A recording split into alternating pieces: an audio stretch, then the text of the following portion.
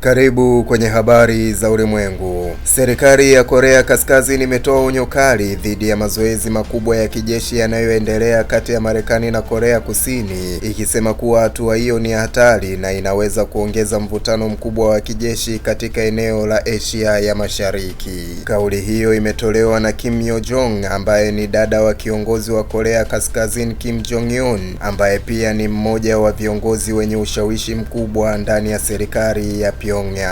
Kwa mujibu wa taarifa ya serikali ya Korea Kaskazini, mazoezi hayo ya kijeshi yanajulikana kama Freedom Shield, ambayo ni maonyesho ya nguvu za kijeshi yanayolenga kuitishia Korea Kaskazini. Kim Yo Jong amesema kuwa mazoezi hayo yanahusisha maelfu ya wanajeshi pamoja na vifaa vya kisasa vya kivita, yanayoongeza hatari ya mgogoro mkubwa wa kijeshi katika rasi ya Korea. Mazoezi ya Freedom Shield ni mazoezi ya kila mwaka kati ya Marekani na Korea Kusini yanayolenga kuimarisha uwezo wa pamoja wa kijeshi katika kukabiliana na vitisho vya usalama katika eneo hilo. Hata hivyo, Korea Kaskazini imekuwa ikipinga mara kwa mara mazoezi hayo, ikidai kuwa ni maandalizi ya vita dhidi yake, jambo ambalo Marekani na Korea Kusini wamekuwa wakikanusha, wakisema kuwa ni mazoezi ya kujilinda tu.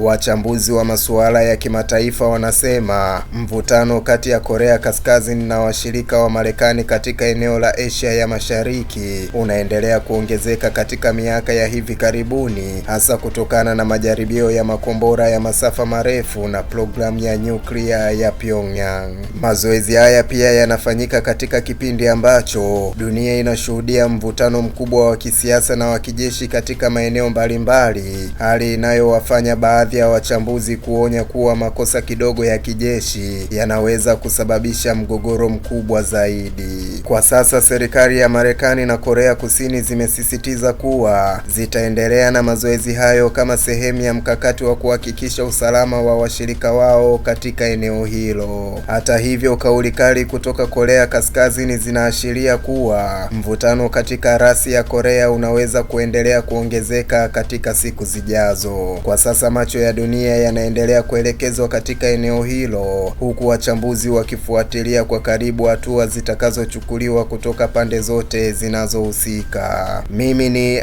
Isaac Samuel na hii ni Vision TV.